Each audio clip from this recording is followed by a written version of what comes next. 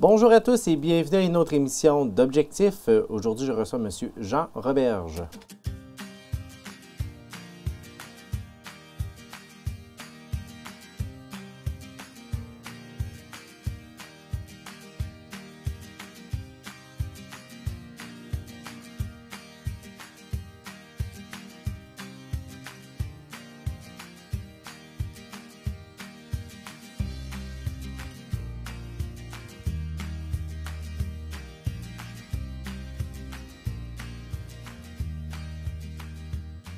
Bonjour Jean. Bonjour. Ça va bien? Très bien, merci.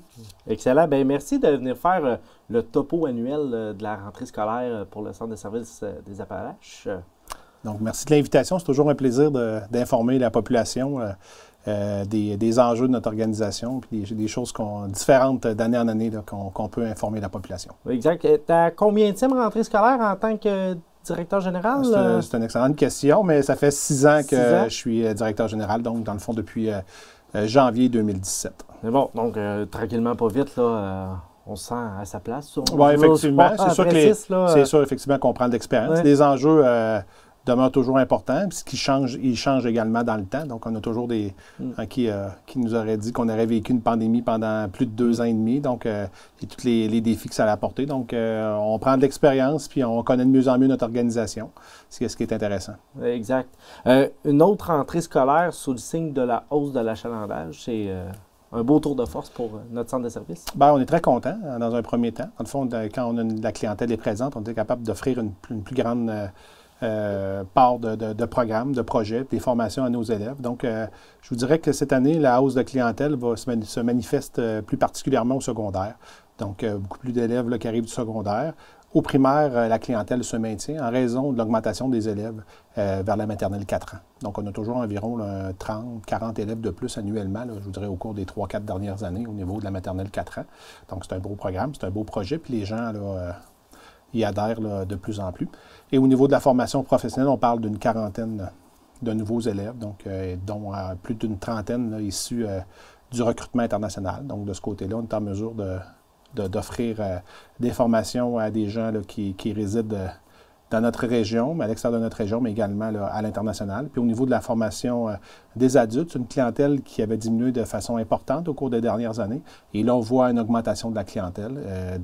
Encore là, au niveau de la francisation, avec des nouveaux résidents dans la région, on a plus de 150 personnes qui suivent des cours de francisation pour se familiariser avec notre langue puis bien intégrer notre région. C'est bien. Puis le processus de francisation, est-ce que c'est long ou ça doit quand même être assez laborieux un peu? Bien, effectivement, il y a des démarches à suivre. Cependant, ce que je peux vous donner comme information plus précise en lien avec la francisation, c'est que les travailleurs ont 7 niveaux de français à atteindre pour être reconnus, pour avoir leur citoyenneté canadienne. Donc, c'est un enjeu différent au Québec qu'à l'extérieur du reste du Canada, dans les autres provinces canadiennes. Donc, nous, par l'entremise de notre service aux entreprises au tremplin, on aide des entreprises à franciser leurs employés pour que ces derniers puissent rester dans la région puis continuer à contribuer à l'effort pour contrer la pénurie de main-d'œuvre puis que nos entreprises puissent rester prospères dans la région. Mais quand même, 7 niveaux de français, ça veut dire que la personne a quand même un bon niveau de français, normalement, quand elle a terminé. Effectivement, il y a un bon niveau de français. C'est sûr que oui, il y a des cours qui s'offrent à notre centre de service. Aussi, il y a des possibilités d'avoir des cours en ligne également, donc pour accélérer le processus, donc ils suivent des cours en ligne. Et c'est sûr qu'à travers tout ça, maintenant, on a une conseillère pédagogique à la francisation, puis on a une responsable également en lien avec l'immigration qui va nous aider puis qui va accompagner nos écoles parce que ça arrive en cours d'année que des familles en provenance internationale vont venir s'établir dans la région avec des défis de langue, mais des défis d'intégration aussi. Donc, cette conseillère pédagogique-là va aider nos écoles. Il y a une enseignante également au primaire qui contribue à la francisation des élèves. Donc, c'est un travail d'équipe, puis aussi c'est un changement important. Donc, il faut bien outiller puis bien accompagner nos équipes écoles. Puis, dans un contexte de pénurie de main-d'œuvre, où l'accès au marché du travail est très facile, d'avoir une hausse aux adultes puis en formation professionnelle, ça doit être quand même... C'est un défi important. Je trouve ça intéressant que tu le mentionnes. C'est certain qu'on a changé nos façons de faire au cours des dernières années au niveau de la formation professionnelle. On a de plus en plus d'élèves qui qui suivent des cours en concomitance. Concrètement, ce que ça veut dire, c'est que les jeunes vont compléter leur 4e secondaire dans les matières de base, donc le français, les maths et l'anglais. Et l'après-midi, vont être en mesure de suivre leur métier, leur futur métier en formation professionnelle. Donc ça amène une clientèle importante, tant au niveau de la formation générale des adultes que la formation professionnelle. C'est sûr qu'il y a des enjeux de main-d'œuvre, mais aussi il y a des enjeux de qualification de main-d'œuvre aussi. Donc à partir de ce moment-là, on est en mesure de contrer en quelque partie l'effet de la pénurie de main-d'œuvre. Mais en contrepartie, notre clientèle augmente, donc on est en mesure d'amener plus d'élèves au niveau de la formation professionnelle. Donc ça, de ce côté-là, c'est intéressant. Excellent. Puis, je reviens au secondaire, l'hausse qui est là. Est-ce que c'est la vague d'hausse de naissance qu'on continue de s'apercevoir qui est rendue à ce niveau-là? Effectivement, il faut comprendre que dans la région, en moyenne, à peu près 385, 390 naissances dans les dernières années. Cependant, dans les cohortes qui arrivent au secondaire, on parle plus de 420, 450 l'an prochain, qui sont en 6e année, qui vont passer vers le secondaire. Donc, ça amène une hausse importante de clientèle. Puis, il faut comprendre aussi que ça a pris quand même un certain temps avant qu'ils arrivent au secondaire, puis les élèves de 4e, 5e secondaire étaient beaucoup moins nombreux, donc ça amène une importante hausse de clientèle. Donc, c'est quand même bénéfique. On parle souvent d'enjeux de clientèle ou de point de vue du secondaire, maintenir des programmes pour être capable d'offrir ces programmes-là. Parce que beaucoup de nos... En fait, l'ensemble des 3 polyvalentes ont plusieurs projets différents. Pour les maintenir, ça prend du monde dedans. Effectivement. Puis d'autant plus qu'on parle de plus en plus de démocratisation des programmes scolaires, des programmes particuliers scolaires. On a vu une annonce ministérielle. Nous, de notre côté, ça fait déjà longtemps qu'on est dans cette orientation-là. On a seulement 2 groupes au niveau du secondaire 1. Ce n'est pas des groupes qui ont des options particulières. Donc, nos élèves sont en mesure de se réaliser à travers leur passion, à travers des programmes particuliers. Ça, c'est très important pour nous. Puis c'est sûr qu'avec une hausse de clientèle, on est en mesure de bien répartir puis de répondre à un plus grand nombre de besoins, puis aussi pérenniser des programmes qu'on a chez nous qui répondent aux besoins. Oui, exact. Puis on a aussi le taux de diplomation qui est quand même souhaitable chez nous. Bien, c'est sûr qu'il est en amélioration. C'est ce que je disais à mes gestionnaires hier. C'est sûr que quand on regarde nos chiffres, on a une augmentation de 2,4 avec le taux de diplomation de notre cohorte l'année dernière. Donc, c'est intéressant. On voit déjà qu'on est en progression parce que déjà notre taux de diplomation à 6 ans est aussi bon que celui à 7 ans. Donc, on voit une amélioration. C'est sûr que la façon qu'on travaille, il faut travailler différemment pour atteindre des objectifs supérieurs à ce qu'on faisait avant. Donc, on ne parle pas de niveler par le bas, mais de changer certaines pratiques et travailler dans des approches collaboratives qui vont nous amener à faire réussir nos élèves davantage, travailler sur l'effet enseignant, travailler sur les collaborations dans les écoles, avec le centre de service aussi, la collaboration de nos conseillers pédagogiques vers les écoles. Donc, de ce côté-là, il y a des efforts qui sont faits, mais on voit quand même l'avenir de façon un peu plus positive qu'on le voyait au niveau du taux de diplomation et de qualification. Puis, ça doit être comme tout bon taux. Plus qu'il monte, plus que c'est difficile d'aller en chercher davantage, parce que souvent,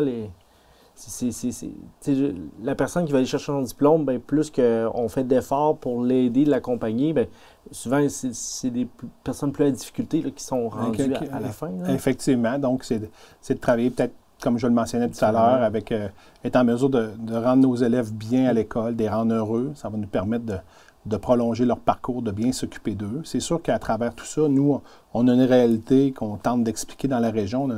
On a un écart assez important entre la réussite des garçons et la réussite des filles, donc près de 20 %. Donc, on veut diminuer cet écart-là.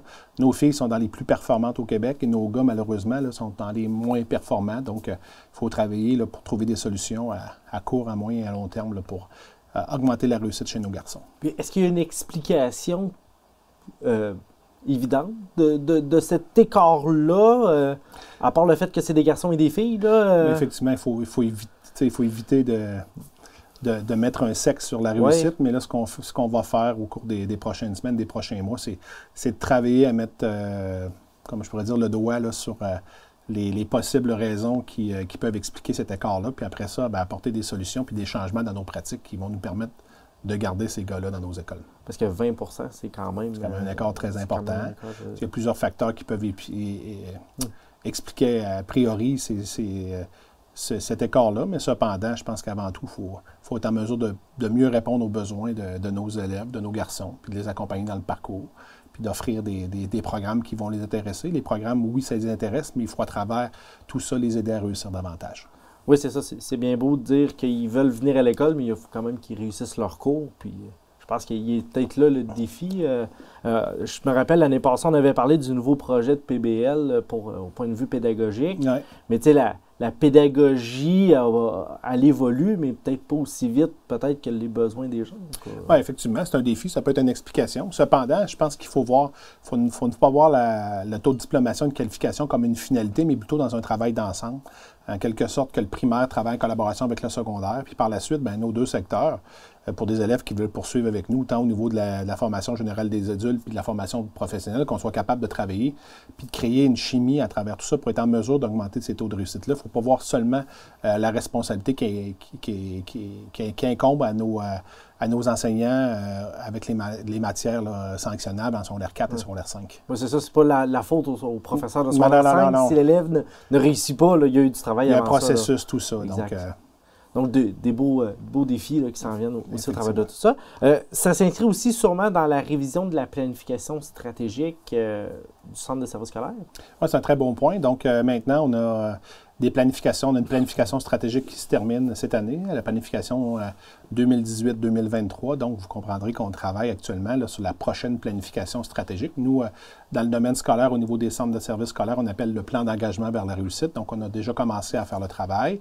Donc, on va consulter les différentes tables, donc que ce soit nos gestionnaires, que ce soit les comités de parents, le comité HDA, les conseils d'établissement, notre conseil d'administration, pour arriver là, avec un comité là, comité d'évaluation de la réussite éducative de nos élèves, travailler puis présenter là, un plan d'engagement vers la réussite, une planification stratégique avant le 30 juin pour que cette dernière soit adoptée là, par notre conseil d'administration. Puis par la suite, dans un alignement organisationnel, les projets éducatifs vont venir se rattacher à notre plan d'engagement vers la réussite pour que tout le monde parle le même langage. Oui, non, exact. Puis ce que je comprends, donc, c'est votre premier plan d'engagement vers la réussite en tant que centre de services scolaires. Effectivement. Est-ce qu'on va avoir un changement dans la façon de le faire? Est-ce qu'avant ça, on est en mode commission scolaire un petit peu plus? Je pense pas, parce qu'avant tout, ce qu'on avait centré comme approche, c'est toujours en fonction des élèves. Donc, il y avait seulement une orientation, un objectif qui ciblait notre personnel. On va sûrement travailler sur les mêmes enjeux qui sont au niveau de la littératie, au niveau de la numératie, qui concernent la réussite éducative, rattacher à ça tout le volet de bienveillance puis de prise en charge de nos élèves. Donc, ça va être quand même... Puis une fois que ça s'est attaché au point de vue centre de service scolaire, ça s'en va directement dans chaque école qui, elle aussi, fait un peu le même processus pour en fonction de cette base-là. Effectivement, en fonction de ces réalités. Pour à juste titre aussi, le ministère va nous envoyer sa planification. On va recevoir la planification stratégique ministérielle, je vous dirais fin novembre, début décembre. Puis par la suite, on va être capable d'embriquer puis que tout le monde parle le même langage puis qu'on puisse atteindre là, des cibles nationales.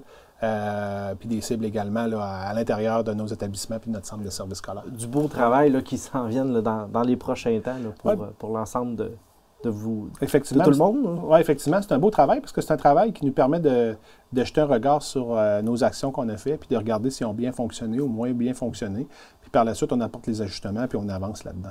Généralement, on voit des fois des tendances à rétrécir les planifications. Est-ce que c'est un petit peu dans le même vent qui s'en vont? Oui, c'est sûr que nous, on a un travail d'amincissement à faire, là, une minceur à faire au niveau de notre planification stratégique. On avait 5 orientations dans la dernière et pas loin d'une trentaine d'objectifs. Je dirais qu'on va simplifier cette démarche-là pour, encore une fois, avoir un langage plus clair, plus spécifique au niveau de la réussite. C'est sûr que c'est toujours important d'évaluer ce qu'on fait là, si on veut vraiment l'améliorer. Je parlais aussi de la durée. Des fois, on y va des fois plus sur 3 ans. Là, nous, c'est une démarche ministérielle sur 4 ans. Sur 4 Donc, c'est une directive qui vient sur 4 ans. Puis ce qui est intéressant aussi, ça va arriver à sa fin en même temps que les projets éducatifs des écoles. Donc, on verra la suite là, dans 4 ans, là, voir comment ça va se vivre. Là. Il faut toujours que ça s'imbrique dans l'ensemble là, de la réussite des élèves aussi. C'est ce qui est important. Effectivement.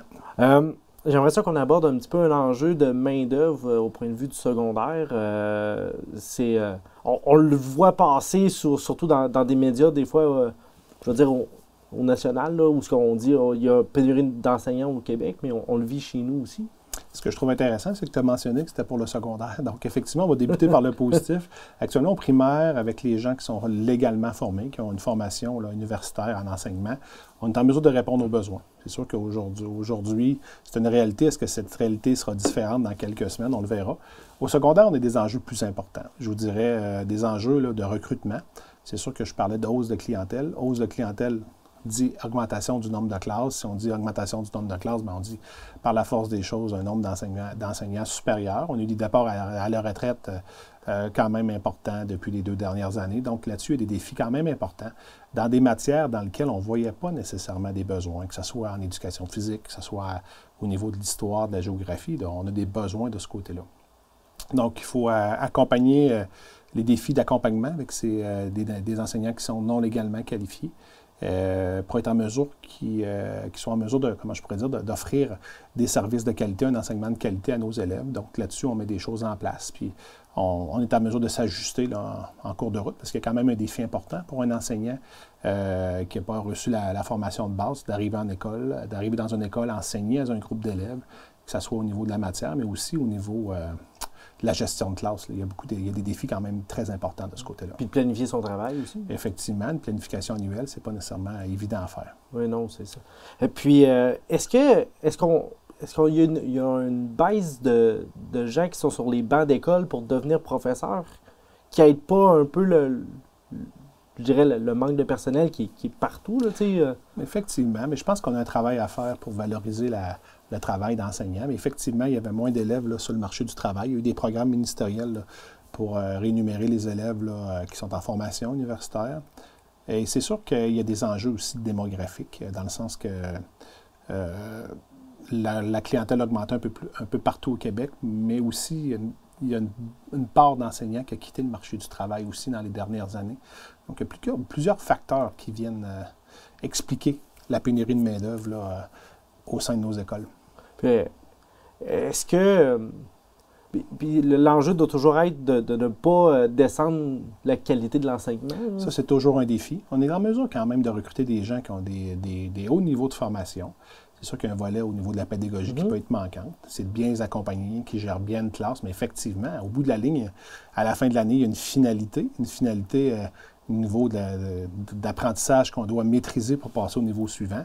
Puis c'est sûr qu'il faut accompagner convenablement là, nos enseignants non légalement qualifiés. C'est quelque chose qu'on vit actuellement. Là. Puis est-ce qu'on a aussi des enjeux aux adultes en formation professionnelle? Je dirais qu'on les sent moins. Je dirais qu'on les sent moins dans ces 2 secteurs-là.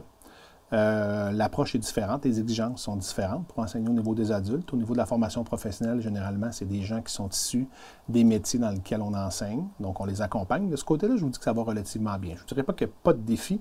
Je dirais qu'on est en mesure de mieux relever le défi, je vous dirais qu'actuellement, là, dans nos écoles secondaires, malgré le fait là, qu'on réussit quand même bien jusqu'à maintenant. Puis si on compare notre situation avec les autres centres de services scolaires environnants, est-ce qu'on... C'est vrai que notre approche est similaire. Okay. Si on regarde du côté national, il y a des centres de services qui sont beaucoup sont dans des situations beaucoup plus à risque que nous. Je regarde dans certains centres de services qui vont perdre une très grande partie de leurs enseignants au cours des prochaines années, qu'il n'y a pas de bassin pour les remplacer dans leur région. De notre côté, ça va relativement bien. Il faut trouver du positif à travers tout ça. Donc, aussi, un autre enjeu qu'il y a, c'est la négociation dans le transport scolaire. Je trouve une question bien intéressante parce que les gens n'ont peu entendu parler ici dans la région parce que nous, les négociations sont très bien déroulées. Donc, nous, on avait un contrat de 5 ans qui venait à échéance le 30 juin. Donc, il y a un comité de négociation là, qui est composé de notre responsable du transport au sein de notre organisation, M. Soucy, et également des transporteurs de notre région. Donc, on a 11 transporteurs. Donc, on est heureux que nos élèves ont pu être transportés dès la première journée de l'année sans impliquer là, le défi en lien avec le déplacement qui aurait pu être fait par les parents.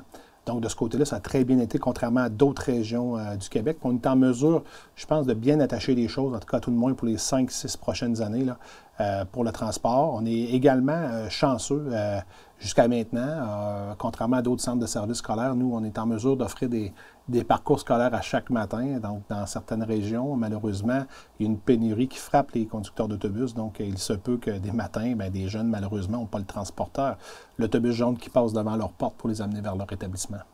Donc, c'est les parents qui, à ce moment-là, doivent assumer ce transport-là. Effectivement. L'an passé, on avait eu quelques enjeux. On avait eu certaines craintes avec la pandémie, la COVID, que certains chauffeurs pourraient être déclarés positifs puis pas être en mesure de faire leur parcours. Malheureusement, puis heureusement, là, nos conducteurs n'ont pas eu l'impact de la COVID, mais aussi ont été en mesure de faire leur parcours à chaque matin. Mais dans la négociation, là, est-ce que je suppose que le prix du gaz doit avoir été un enjeu, en tout cas un moment charnière dans la négociation? Effectivement, c'était un moment très important dans la négociation, aussi en lien avec la pénurie de main-d'œuvre aussi, qui amène à reviser les salaires. Donc, de ce côté-là, le ministère a ajusté ses budgets là, reliés au transport. Donc, nous, on a eu des discussions, mais avant que tout ça arrive, les fondations étaient très bonnes. Donc, ça prend de l'ouverture de chaque côté. Il faut être en mesure, parce que le budget du transport, c'est un budget qui est à part de notre budget central. Donc, de ce côté-là, il faut s'assurer de bien le gérer là, pour éviter à tout de moins là, des problèmes financiers au sein de notre organisation. Oui, parce que, évidemment, le but, c'est justement vous avez une enveloppe limitée, donc on ne peut pas non plus dépasser cette Effectivement, puis toujours dans le respect, puis de contrôler les coûts, parce qu'il faut comprendre que le transport scolaire est offert aux élèves qui fréquentent leur territoire, mais quand des élèves qui vont à l'extérieur de leur territoire, exemple, qui se dirigent vers d'autres polyvalentes qui ne sont pas dans leur territoire ou un programme particulier comme la IBLO primaire ou l'école Saint-Noël, bien, il y a des coûts qui sont rattachés au transport scolaire, mais il faut garder quand même ces coûts-là à un montant abordable pour que les gens puissent continuer à fréquenter les programmes particuliers. Exact. Puis, on a aussi quelques projets d'infrastructure là, sur le territoire de nos écoles. Bien, effectivement, il y a plein de projets annuellement, pas plein de projets, mais plusieurs projets, puis les budgets ont augmenté par rapport aux investissements ou à la modernisation de nos écoles, que ce soit des chambres de bain, que ce soit la fenestration à l'école Saint-Noël. Je connais des salles de bain qui ont été rénovées à l'école Sainte-Luce. On a changé l'ensemble des fenêtres et des portes à l'école Saint-Noël. Il y a un super beau projet qui a été fait de cours extérieur à la polyvalente à Disraeli avec un anneau qui va être en mesure qui peut être utilisé comme piste d'athlétisme, et à l'hiver, qui peut être utilisé également comme anneau de glace. On a vu apparaître également là, un terrain synthétique à la polyvalente de Black Lake. Donc, je pense qu'il va y avoir des activités là, qui vont être en mesure d'être faites là, avant l'arrivée de la neige. Donc, il y a des beaux projets, puis il y a d'autres beaux projets qui vont s'en venir au cours des prochaines années. Donc, c'est une façon qu'on développe des projets de rénovation, oui, en fonction des besoins. Et oui, un nouveau système informatique qui nous permet d'évaluer les besoins puis les budgets à investir, mais on travaille toujours en collaboration avec les équipes écoles. Je me rappelle, à une certaine époque, là, ça a déjà été des enjeux de manque de budget pour faire des projets spéciaux pour développer les projets éducatifs des écoles. C'est le fun de voir que maintenant, les budgets sont au rendez-vous, finalement, pour pouvoir soutenir le développement des écoles. Là. Effectivement. Puis c'est sûr qu'à travers tout ça, on demande la collaboration. Il y a des budgets centraux, il y a des budgets d'investissement. Puis on demande également aux écoles de contribuer à un montant là, moins important que le centre de service contribue, mais qui soient en mesure d'être fiers des réalisations puis qui soient en mesure de réaliser plus facilement leurs projets éducatifs. En terminant, j'aimerais ça qu'on souligne les portes ouvertes des différentes écoles secondaires. C'est des moments, je dirais, attendus pour les élèves du primaire à chaque année. Bien, effectivement, puis c'est un moment important parce qu'on parlait de démocratisation de nos programmes particuliers au secondaire. Bien, cette démocratisation-là débute par de l'information. Donc, les portes ouvertes vont se dérouler dans nos établissements là, au cours du mois de novembre. Donc, ce qui est fameux cette année, c'est qu'on va être capable de le vivre en présentiel. Les jeunes vont être capables de voir à quoi peut ressembler leur prochaine école. Donc, ça, c'est un enjeu important. On veut bien informer les parents de ce côté-là, puis on va fournir également un dépliant d'informations décrivant brièvement les programmes de chacune des écoles, mais les écoles auront l'occasion de mieux le définir dans leur porte ouverte. Donc, c'est quelque chose de positif. Oui, choisir son école, choisir son milieu de vie. Hein, effectivement, l'approche des jeunes envers leur école s'est modifiée au cours des années, puis effectivement, comme tu le mentionnes, c'est un milieu de vie, un milieu que le jeune peut se projeter, d'être heureux puis d'être bien avec ses amis. Exact. Jean, merci beaucoup pour aujourd'hui l'entrevue, très intéressante. C'était un plaisir. Merci également d'avoir été des nôtres pour une autre émission d'Objectif.